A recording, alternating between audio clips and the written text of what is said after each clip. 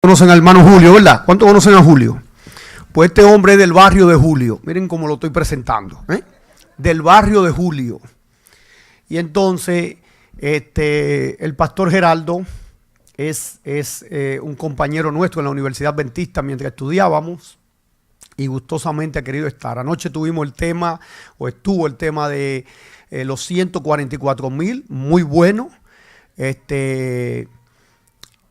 Muy buena presentación, la verdad que la honra y la gloria sea para Dios, un enfoque correcto, sin extremismo, centrado en la palabra y centrado, ¿verdad?, en lo que es la posición de la iglesia adventista. Y en esta ocasión él va a trabajar el tema de las 7 trompetas. Así que, pastor, Dios te bendiga, Dios te guarde. Si gusta hacer el tema desde allí para que entonces la toma salga mejor, pero si quiere estar aquí, tranquilo, como guste. Lo que pasa es que nuestra fotógrafa indicada nos está indicando que suba, y entonces Dios te pueda bendecir y pueda, ¿verdad?, ser de bendición nuevamente, así como lo hiciste anoche. Gracias. En los ríos nacen piedras y en las playas caracoles, y en esta preciosa hermandad el perfume de las flores. Que Dios bendiga esta iglesia. Estamos contentos de compartir una vez más con ustedes este mensaje. Estamos en el contexto de una jornada de los eventos finales y la misión. Contento de haber conocido a algunos amigos anoche y de ver otros que no había visto. Y sabemos que durante este día tendremos una gran bendición de parte de nuestro Dios. Así que qué bueno encontrarnos con gente. Ya sé que tengo mucha gente que saludar de cerca. Y ayer pues compartíamos la primera entrega de esta serie, de esta jornada, y estábamos hablando acerca de los 144,000 desde un punto de vista de una reflexión de los salvados. Y tal como plasmamos en el día de ayer, nuestro objetivo es presentar a Cristo y a este crucificado, y presentar en estos eventos escatológicos y estas profecías bíblicas la belleza de la salvación en Cristo Jesús. Enfatizábamos que las profecías sin Cristo no tienen vida. Si las personas memorizasen la Biblia y lo hiciesen aparte de Cristo, habría dificultad. Cuando los escépticos leen la Biblia y no pueden leerlo con el auxilio del Espíritu Santo, por eso no comprenden. ¿Cuántos grandes intelectuales exhiben haber leído todos los libros, incluso la Biblia, y usted le nota como que no leyeron la Biblia? Porque leer la Biblia no es solamente leer sus letras, es dejar que se internalice la verdad y que el Espíritu Santo influencie a la persona y lo cambie. Si alguien leyó un texto bíblico y no se produjo cambio en su vida, de nada ha servido. Entonces el énfasis es que por alguna razón habíamos descuidado el objetivo mismo del estudio de las profecías. Y entonces la gente lo que hacía era competir de quién sabe más profecía, quién sabe algo nuevo, quién sabe algo diferente. Y entonces eso crea una serie de confusión. Y el orgullo de muchos exponentes, de muchos eruditos y de gente que se autoproclama muy lector de la Biblia y del Espíritu de Profecía, es decir, yo sé esto que aquel no sabe. O yo encontré una nueva luz. O sé exactamente las fechas al dedillo de los 2300 días y cuántas cosas. Y eso dice 1 Corintios 13, que de nada vale. ¿Han leído eso? 1 Corintios 13, que es la pieza clásica del amor, dice que si yo comprendiese todos los misterios proféticos y no tengo amor, de nada me sirve. Y el amor no es un sentimiento, el amor es una persona y se llama Cristo Jesús. Cuando la Biblia dice Dios es amor, está diciendo que el amor no es una cosa de ese que siento, que bonito, que me hace falta. El amor es una persona que se internaliza en tu ser y le da sentido a tu accionar, le da sentido a lo que hace. De manera que estos eventos y estos símbolos y estas profecías tienen un único objetivo: llevar la vista de la gente hacia el que tiene victoria de salvación, que es Cristo Jesús. Tiene el objetivo también secundario de tenernos alertas y preparados de qué es lo que va a ocurrir. Y tiene el otro objetivo de motivarnos a agarrarnos tanto de la mano de Dios que estemos unidos para la misión. ¿Cómo es posible que si yo estudio profecía y aquel estudia profecía y aquel estudia profecía, estamos como que estamos peleando en un ring? Cuando las verdades bíblicas lo que hacen es unirnos para en una dirección alcanzar a la gente. Entonces el objetivo es conocer la Biblia, conocer lo que Dios dijo que va a ocurrir a esta iglesia. Y entonces amar tanto al dueño de las revelaciones que nos unamos a Él. Y al unirnos a Él nos unimos con los hermanos y exhibimos una iglesia unida en propósito. Que el único propósito es advertir al mundo sobre los peligros finales y moverlo a aceptar a la persona de salvación que se llama Cristo Jesús. Por eso es muy bien colocado el tema de esta jornada, los eventos finales y la misión. Porque no se puede desligar ningún tema bíblico sin un compromiso a la misión de unidad para alcanzar a la gente. Cuando la gente va a Daniel y Apocalipsis, entre bestias, símbolos, estruendos y catástrofe, tiene que ver el centro de todo ellos, que es un Dios que lucha con las fuerzas del mal para proteger a su pueblo y para traer los corazones de la gente hacia la salvación que es en Cristo Jesús. En esta entrega nosotros vamos a ver sobre las 7 trompetas. Me gustaría saber qué tiempo tengo. Si este segmento lo haremos hasta las 11, media hora, ¿cómo? Más o menos. Ok, muy bien. Entonces, este tema de las 7 trompetas ha concitado una serie de interpretaciones, y aquí es donde nosotros necesitamos comprender algunos aspectos. La iglesia adventista aprendió de sus orígenes el peligro de poner fechas. Aprendió de sus orígenes. Es importante esto. La iglesia adventista nunca ha puesto fecha. ¿Sabían ustedes eso? Nunca ha puesto fecha. El movimiento milerista, Miller puso una fecha. Y del movimiento milerista, que está en la misma profecía, se degenera entonces el surgimiento del movimiento adventista. Y ese movimiento adventista, que vio lo decepcionante que fue el ubicar una fecha sin comprender el contexto bíblico, ha entendido por sus décadas que no puede manejarse con fecha. Y además este movimiento adventista descubrió que después de 1844 no hay ninguna profecía de fecha. ¿Usted escuchó eso que yo dije? Eso es muy importante. Porque usted va a encontrar personas que van a agarrar una profecía y le van a decir, bueno, eso que pasó en el 2011 se cumplió así, así que después de 7 años, dice aquí, entonces en el 2008 va a ocurrir esto, y después de tanto, y se crea una confusión.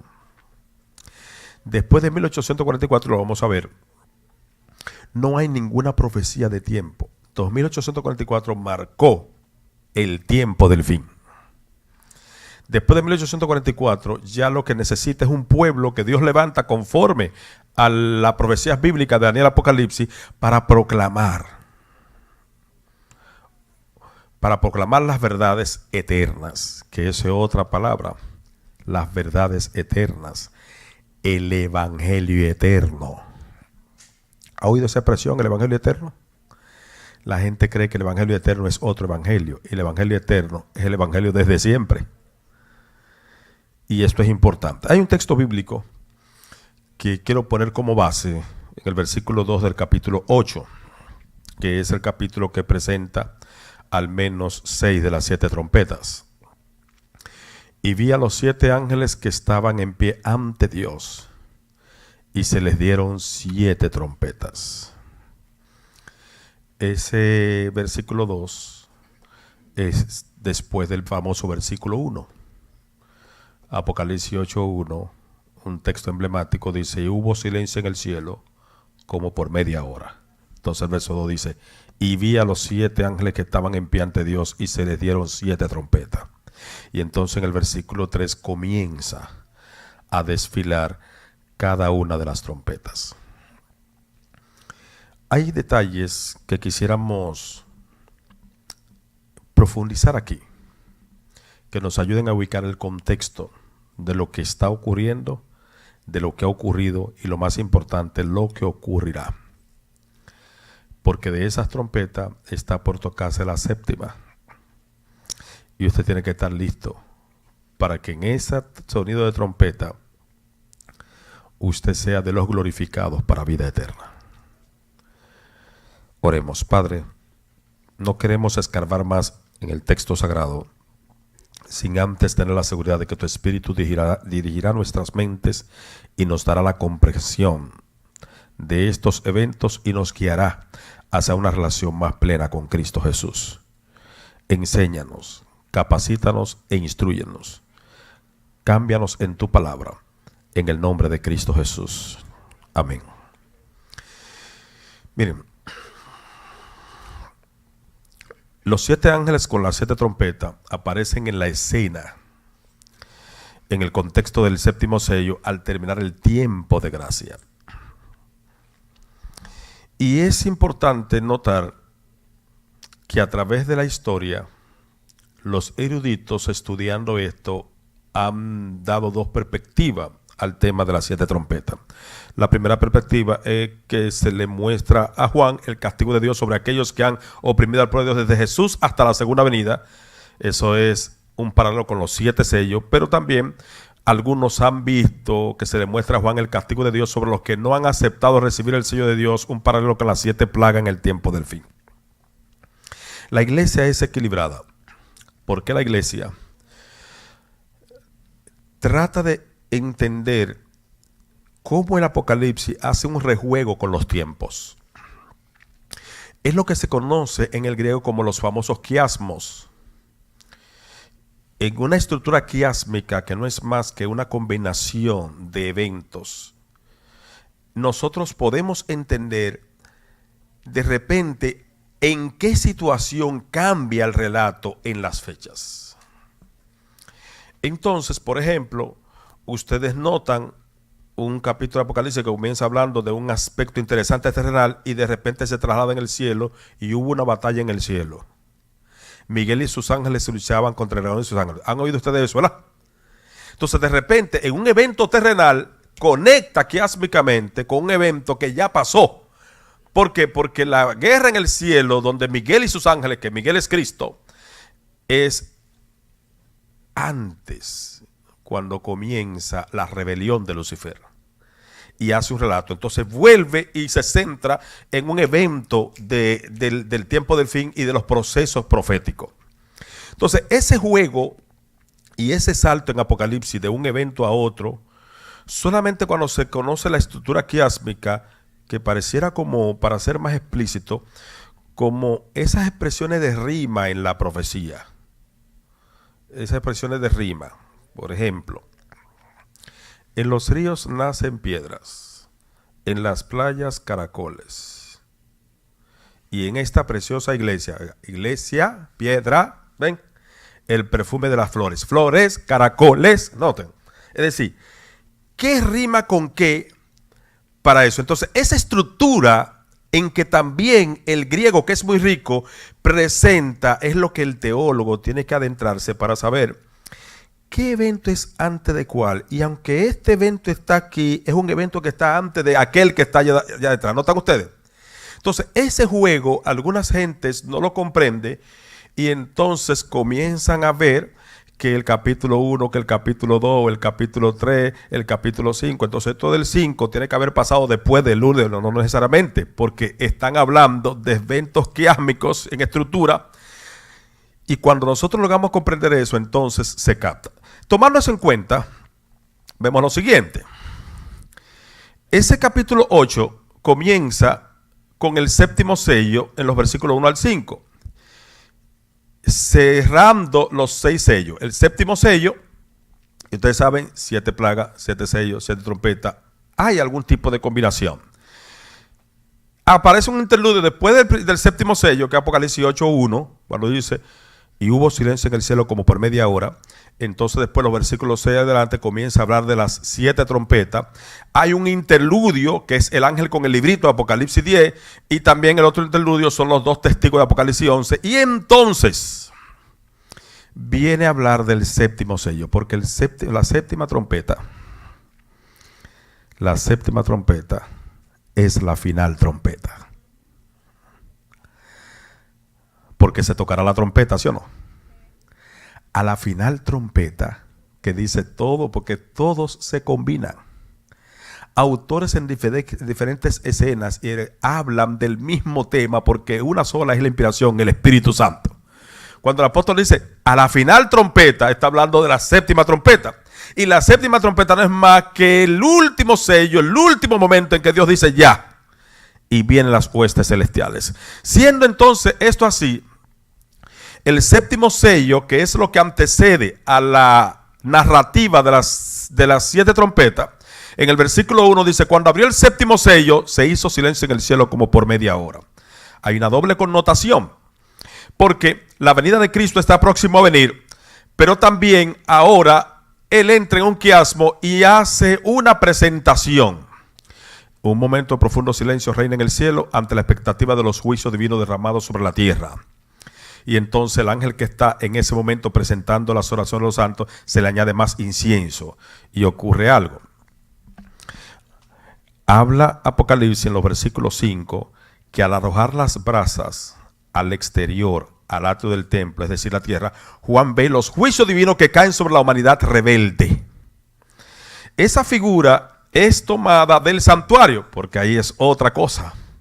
¿Por qué la iglesia adventista es rica en conocimiento? La iglesia adventista es rica en el conocimiento profético, porque tiene una doctrina cardinal única, que es el santuario. Sin el santuario, por eso es que muchas denominaciones se pierden en el contexto, porque hay expresiones que solamente se entienden si tú conoces el santuario. Cuando está hablando de arrojar las brasas al exterior, al atrio del templo, es decir, la tierra, Juan ve los juicios divinos que caen sobre la humanidad rebelde. Es decir, entonces hay que ir al santuario y ver algunos detalles interesantes. Noten ustedes. Y los 7 ángeles que tenían las 7 trompetas se dispusieron a tocarlas. ¿Qué significado tenía la trompeta en el Antiguo Testamento? Porque toda la Biblia está combinada.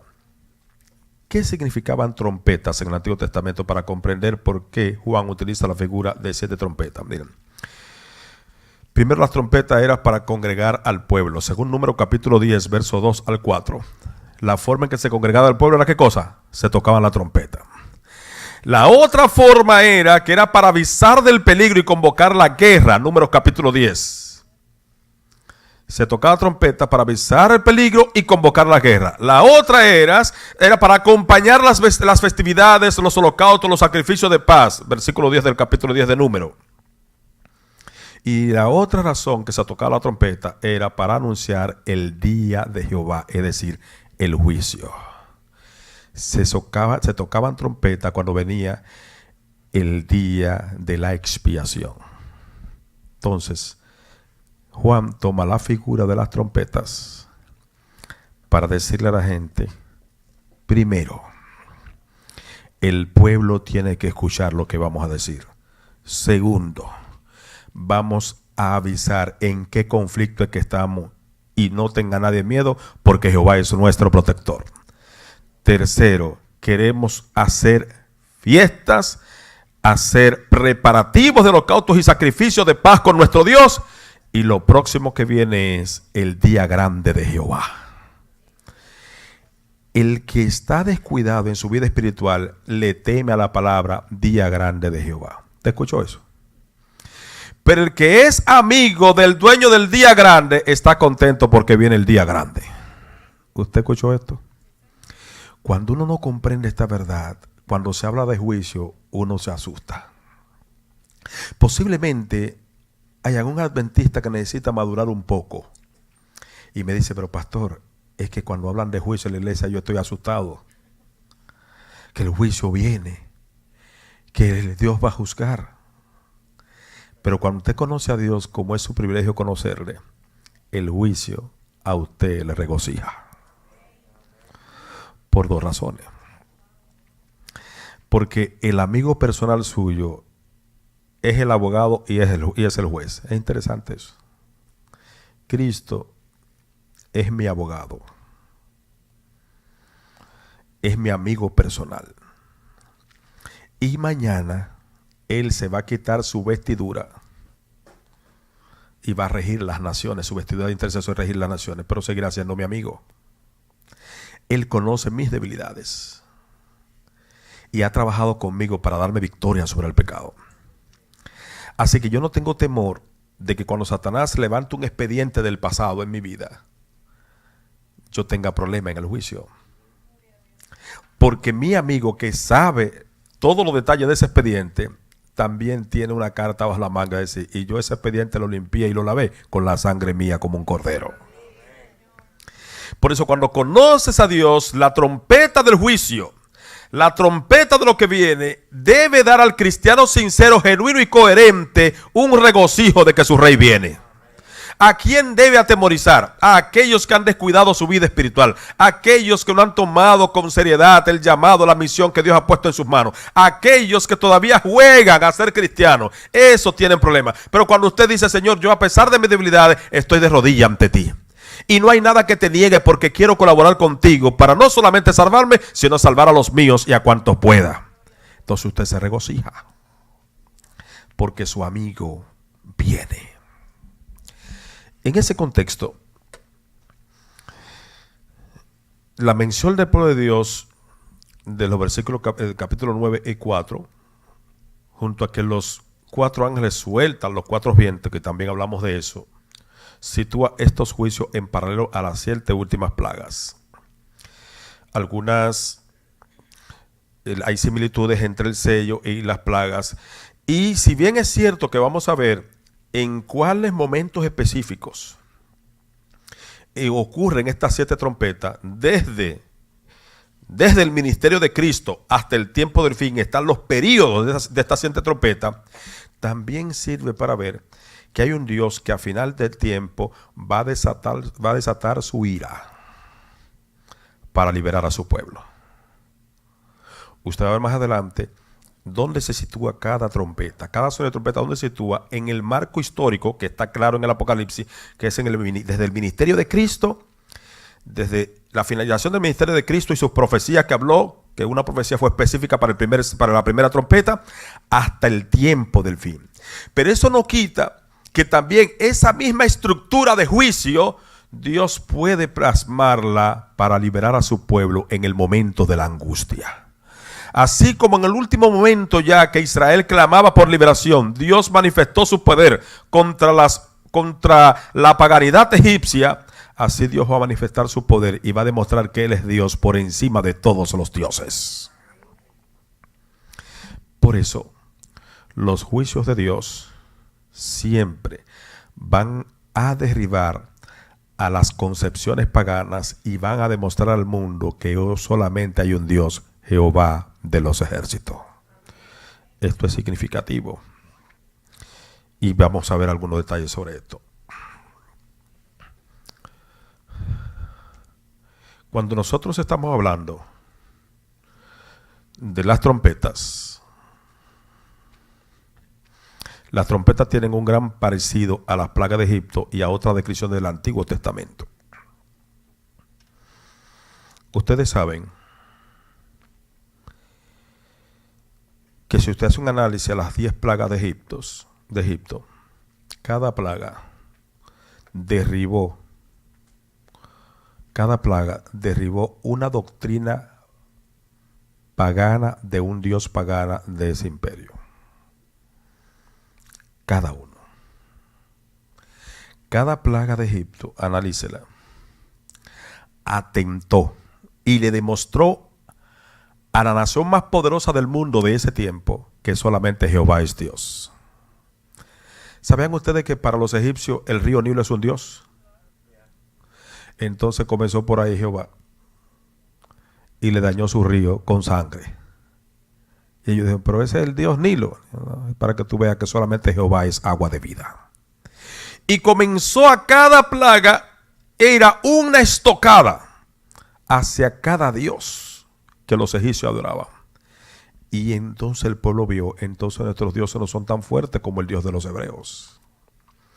Y para rematar el asunto como una forma de liberación, tocó a un dios que ellos le llamaban el Dios vivo, porque para ellos el faraón era un Dios vivo, o famoso Horus vivo, como dicen otras literaturas.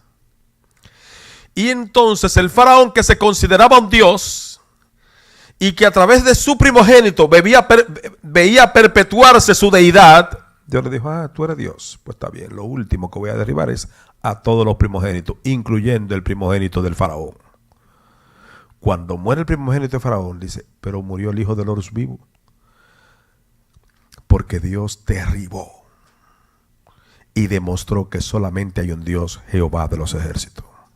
Las trompetas tienen un gran parecido a las plagas de Egipto y a otras descripciones del Antiguo Testamento. Por eso veamos lo siguiente. Hay que interpretar cada sonido de trompeta en su contexto adecuado. Veamos las primeras 4.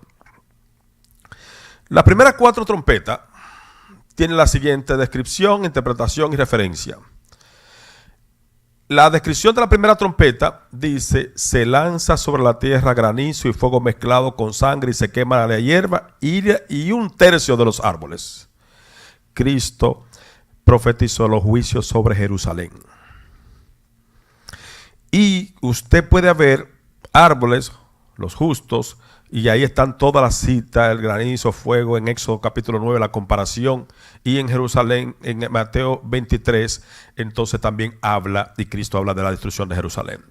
La segunda trompeta habla de una gran montaña ardiendo que cae sobre el mar y se vuelve sangre, muere una tercera parte de los seres marinos y se destruye una tercera parte de las naves. Juicios sobre Roma, y ya acontecido. Ahí está la sangre de Éxodo capítulo 7, la montaña igual a Babilonia, Jeremías capítulo 51, y Babilonia no es más que Roma en el tiempo pagano también. La tercera trompeta está hablando de caer sobre el agua dulce una estrella como una antorcha, ajenjo y amarga. Y allí entonces presenta claramente una tercera parte del agua. Esos son los juicios sobre la iglesia de la Edad Media. Ahí está la caída de las estrellas y la conmoción de los cimientos que Cristo había profetizado en Lucas 10 y que Apocalipsis 12:9 también menciona. La amargura no es más que la perversión de la verdad que está descrita en estas plagas. Como muestra de que se ha pervertido la verdad, Dios se mostró en esa tercera trompeta. La cuarta trompeta describe que son heridas la tercera parte del sol, la luna y las estrellas, la oscuridad parcial. Esos son sobre los juicios sobre el romanismo y el protestantismo. Esa oscuridad, que no es más que se oscurece la verdad, Dios entonces la enfrenta y muestra su poder en contra de todo ese tipo de oscuridad y de perversión de toda la verdad histórica. Cuando vamos a la quinta trompeta, vemos lo siguiente. Cae una estrella, dice la quinta trompeta, se abre el abismo y el humo provoca oscuridad, la langosta con poder de escorpiones atormentan a los hombres, pero no a los árboles. Esos son los juicios sobre el ateísmo y el secularismo que se levantó a raíz de ese tiempo. Rechazan la luz implicada. Apocalipsis 9, 3 al 11 habla de cómo los hombres rechazaron la luz. Lucas 10, 17 y Efesios 1, 13 al 14. Por eso esta quinta trompeta está anunciando y derribando sobre el ateísmo que se levantó en aquellos tiempos, sobre la forma en que la gente llegó a derribar la creación y la verdad de la existencia de un Dios. Y entonces cómo se creó una mente secular y hasta dónde hemos llegado, la gente creyendo de todo menos en la Biblia. La sexta trompeta dice que se desatan los vientos junto al Éufrates. Un gran ejército mata a una tercera parte de los hombres con fuego, humo y azufre. Los idólatras no se arrepienten. Ese es el juicio sobre la Babilonia espiritual que está ocurriendo en el tiempo del fin. Esa batalla en el Éufrates tiene un paralelismo mencionado en Apocalipsis 16, 12 al 16 con lo ocurrido en el libro de Daniel, hablando de Babilonia, que menciona también Isaías 47. La idolatría de Babilonia es dada, según Daniel 5, 4 y 23, es atacada por la fuerza de Dios ahora en el tiempo del fin, que tiene también connotación con el mensaje del segundo ángel de la caída de Babilonia. Es un momento clave. Noten ustedes, la caída de Babilonia, segundo mensaje que vamos a ver en el tema adelante de los tres ángeles. Vemos aquí la séptima trompeta anunciando cómo Dios va a desatar sus juicios sobre la Babilonia espiritual, que no es más que todas las confederaciones de hoy que rechazan la verdad bíblica, imponen creencias humanas y están llevando al mundo cristiano a creer en todo menos en Dios y en su palabra. ¿Cómo es posible que doctrina cristiana acepten hoy uniones matrimoniales contra natura cuando está en la Biblia? Simplemente Dios ahora va a poner en claro su verdad, está poniendo en claro su verdad previo a lo que va a ocurrir. ¿Qué es lo que va a ocurrir? Que la séptima trompeta va a provocar alegría en el cielo porque el mundo ha sido finalmente rescatado. Es la segunda venida de Cristo, según el juicio de Salmo 9:8 y Hechos 17:31. La sexta trompeta es lo que nosotros estamos presenciando y vamos a presenciar los próximos días, que son los juicios de Dios. Una vez Dios pase factura, como decimos nosotros, a las falsedades del imperio romano y a toda la combinación de creencias y doctrinas en contra de la verdad bíblica, la palabra de Dios, lo próximo que va a ocurrir es que se tocará la trompeta y Cristo vendrá por segunda vez. Unos detalles más podemos ver aquí. Hacen un espacio la narrativa de las 6 trompetas. Antes de mencionar esa séptima trompeta que ya describimos a qué se refiere, que es la venida de Cristo, hay un espacio. ¿Por qué? Porque Dios necesita un pueblo para proclamar que la hora de su juicio ha llegado, que es el contexto de la sexta trompeta, el contexto del mensaje de los tres ángeles, incluyendo el segundo, previo al desenlace único final de la catástrofe mundial. Entonces Dios toma lo siguiente, muestra en el Apocalipsis cómo Él se prepara para levantar un pueblo que dé el mensaje final a este mundo. Y algo que yo quiero que usted le preste atención es que la Iglesia Adventista del Séptimo Día tiene forma bíblica de demostrar su surgimiento. La Iglesia Adventista no es una doctrina que surgió, no es una secta que salió. Es una iglesia que está concebida en la profecía de Daniel, Apocalipsis, el Antiguo Testamento y el Nuevo Testamento. Y describe de manera magistral, Apocalipsis capítulo 10, cómo Dios levanta a ese pueblo. Y usted nota que en Apocalipsis 10 aparece el incidente del ángel, ¿qué cosa? Con el librito. El versículo 1 dice: vi descender del cielo a otro ángel fuerte, envuelto en una nube, con el arco iris sobre su cabeza, y su rostro era como el sol, y sus pies como columnas de fuego. Eso ve Juan. Y entonces, una vez descritos los juicios de Dios sobre los impíos, y antes de que se toque la séptima trompeta, se presenta este interludio explicativo. Noten ustedes que el capítulo que presenta las 7 trompetas se para en la sexta. Y entonces narra una serie de incidentes que son el ángel con el librito y los 2 testigos, para luego caer en la séptima trompeta, porque la séptima trompeta es la venida de Cristo. Entonces, para predicar la venida de Cristo, Dios necesita levantar un pueblo que ya Isaías lo había profetizado. Levantará un pueblo que será reparador de portillo.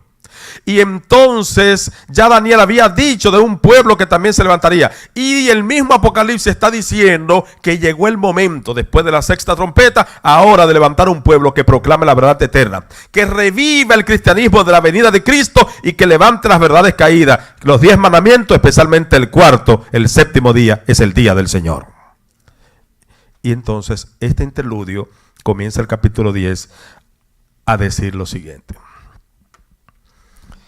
En esa pausa es como se explica que en los 1260 años de persecución y hasta el fin del tiempo de gracia, a través del remanente y de la Biblia misma, Dios viene hablando de la batalla con su pueblo y cómo la maldad prosperó y el engaño prosperó en el romanismo, que tuvo fuerte control, no solamente en la Roma papal, sino en aquellos que se llamaron protestantes. Porque los mismos que se llamaron protestantes y derribaron a Roma con muchas cosas, se quedaron creyendo muchas cosas de Roma, como la inmortalidad del alma y el falso día de reposo. Siguieron creyendo en un infierno y siguieron adorando en un falso día de reposo, que es el domingo. Así que Dios dice: yo tengo que levantar un pueblo, un reparador deportivo que me restaure la verdad. Primero, que demuestre la verdad completa, que levante el ánimo de la cristiandad de que mi venida está próximo a venir.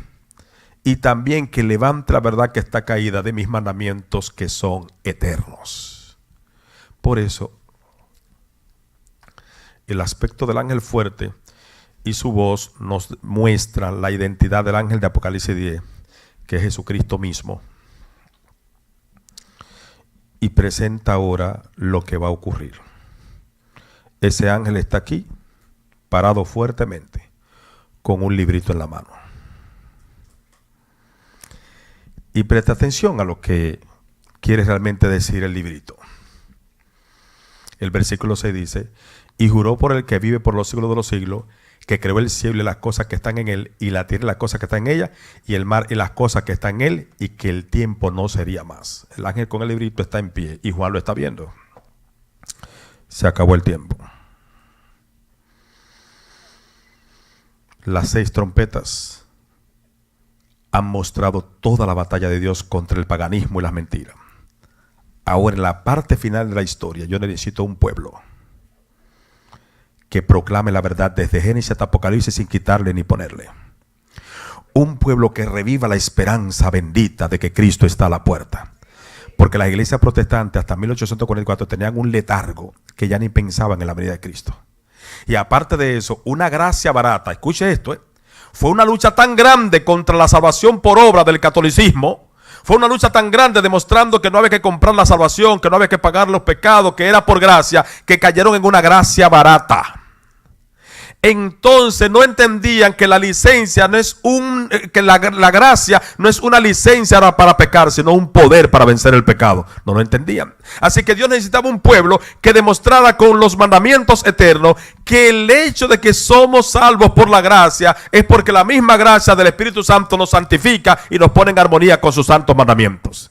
De manera que yo soy salvo por gracia sin hacer más nada, pero esa gracia me capacita para estar en armonía con los mandamientos eternos. Dios necesitaba un pueblo que dijera eso. Por eso la escena del ángel con el librito tiene tanta relevancia. Un detalle que hay que tener en cuenta es que el mensaje dado por el ángel es la única parte sellada del libro de Apocalipsis. El ángel con el librito. Y ahí comienza a explicarle. Terminó el tiempo. Y ha llegado el tiempo de que se levante un pueblo. Que antes de la 7ª trompeta, que es la venida de Cristo, me prepare una humanidad levantando mis verdades en alto. Con el librito de Daniel en su mano, el ángel jura que el tiempo no sería más. Daniel 12, 7 al 9. Este juramento se hace entre el final de los 1260 años de persecución y al final de la profecía de tiempo más largo de la Biblia, que es Daniel, donde habla de los 2300 tardes y mañanas, es decir, 1844 es el momento que se cumple. Aquí está sencillamente bien plasmado. Los 2300 años no es más que de 457 antes de Cristo. Si se cuenta 2300 años, caemos en 1844. Y él está mostrando, en ese tiempo yo levantaré mi pueblo. Y entonces se da una escena. Toma el librito el ángel y le dice a Juan, cómelo. y le advierte algo. Cuando esté comiendo ese libro, tú lo vas a sentir dulce en el paladar. Pero cuando llegue a tu vientre, ¿qué cosa? Te va a amargar. En una visión extraordinaria, una escena maravillosa, le está mostrando a Juan cómo es que Dios va a levantar a su pueblo. Dice Juan, y yo comí el libro, y era dulce al paladar. Pero cuando llegó a mi vientre, amargó. Y cuando amargó, el ángel me dijo, es necesario que profetices otra vez. Si estuviera hablando de comida, ¿a qué viene esta expresión es necesario que profetice otra vez? Sencillo. Lo que está diciendo mi pueblo en 1844, yo lo voy a levantar a través de un chasco. Van a encontrar en este librito, que es el libro de Daniel, la verdad de que Cristo está a la puerta. Así que un chasco de una interpretación incorrecta de un movimiento milerista va a crear una efervescencia de que Cristo está a la puerta, pero un solo detalle de qué es lo que ocurre en 1844 es lo que va a provocar el desaliento. El detalle que Daniel no entendió, que Miller no entendió por desconocer el santuario, era que en 1844, según Daniel 8:14, cuando dice, y hasta 2300 tardes y mañana el santuario será purificado. Él dijo, bueno, si es purificado es que la tierra va a ser purificada y Cristo viene. Y comenzaron a proclamar, porque no conocían el santuario. Lo que sería purificado es una verdad que ellos desconocían, que hay un santuario en el cielo. Y la purificación del santuario del cielo no es más que Cristo pasar del lugar santo al lugar santísimo en el santuario celestial. Y comenzaba la purificación del santuario, que es el juicio del fin. Pero los mileristas comenzaron a decir que Cristo venía en 1844. Cuando no vino, según los procesos de fecha que pusieron, ¿qué ocurrió? El desaliento. ¿Qué significa eso? El librito que estaba dulce, que Cristo viene nuestro Salvador, ya por fin, qué lindo, la profecía exacta, ahora amarga cuando no llega. Y en esa amargura no le están diciendo por qué comiste, no, sino que la respuesta dice, ahora es necesario que profetices otra vez. En otras palabras, vayan a la Biblia, encuentren el santuario, vean la verdad y entiendan hacia dónde que va la cosa. Y Dios levanta una iglesia, un pueblo que reconoce entonces la maravilla de la salvación. Se conoce el santuario y entonces el pueblo comprende que Cristo pasa del lugar santo al lugar santísimo en el santuario celestial y lo que inicia es el tiempo del fin. Así que Dios levantó un pueblo que hasta los dos nombres importantes le puso. Como tiene que hablarme de la maravilla de la venida de Cristo, tiene que haber ese nombre. Y como tiene que levantarme la verdad eterna de los mandamientos, en el nombre tiene que estarlo. Por eso, de manera inspirada, Dios define Iglesia Adventista del Séptimo Día. Adventista porque creemos en el segundo advenimiento. Y del séptimo día porque proclamamos que los 10 mandamientos están vigentes, incluyendo el cuarto, que el sábado es el día del Señor. Un detalle muy interesante. A partir de entonces no hay más profecía de tiempo, solo una obra para realizar la predicación del Evangelio. Mire cómo lo dice en el versículo 11. Y él me dijo, es necesario que profetice otra vez sobre muchos pueblos, naciones, lenguas y reyes. Después de 1844, donde termina la última profecía de tiempo, la más larga, 2300 tardes y mañana, no hay ninguna profecía que usted encuentre, ni nadie encuentre, que diga que después de tantos años ocurre esto, después de tantos años ocurre esto. No hay nada, porque después de 1844 lo que estamos diciendo es necesario que predique a la humanidad que yo estoy a la puerta. Que se preparen, que digan que deben adorarme a mí, primer mensaje, que digan que ya yo derribé todas las falsedades porque le he demostrado con la Biblia que Babilonia los ha engañado por siempre, y que sepan que nadie puede aceptar un falso día de reposo porque yo tengo un sello y es mi santo día de reposo. Ahí está el triple mensaje que esta iglesia está dando. Por eso, este tiempo, el que el ángel declara con un solemne juramento, no es el fin de la historia del mundo ni del tiempo de gracia, sino del tiempo profético que precederá al advenimiento de nuestro Señor. Es decir, la gente no tendrá otro mensaje acerca de un tiempo definido. El cálculo más prolongado llega hasta el otoño de 1844. Comentario del Linaje de White sobre Apocalipsis capítulo 10. ¿Qué queremos decir, hermanos? Las 7 trompetas son eventos. Y la séptima trompeta, prepárate para ella. No te dejes confundir ni en tu estudio personal, ni en influencia de otros, de que ahora cuenta que después que cayeron la Torre Gemela, entonces hay que contar tantos años y después va a pasar esto. Y que ahora después que el Vaticano pisó por primera vez, fue dado la mano a George Bush, y ahora de ahí tantos años y esto, no te lleves, porque hay solamente la última profecía de tiempo se cumplió en 1844. Ya ahora lo que le resta a este pueblo que Dios levantó proféticamente es proclamar el triple mensaje angelical, que será el próximo tema. Adoren a Dios, desechen a Babilonia que ya cayó, y nadie se equivoque de ser marcado por otro, sino ser sellado por Dios. Si nos mantenemos en esa unidad, avanzaremos como iglesia. Y unidos daremos un mensaje poderoso a esta comunidad y preparemos un pueblo para el encuentro con su Salvador. Que Dios nos dé su bendición. Ustedes como yo quieren decir, Señor, ayúdame a estar listo para la séptima trompeta, porque se va a tocar la trompeta. Usted puede estar listo de dos maneras. Si les tocase descender al sepulcro, usted va a tener el privilegio de que esa trompeta es que lo va a levantar del sueño de la muerte.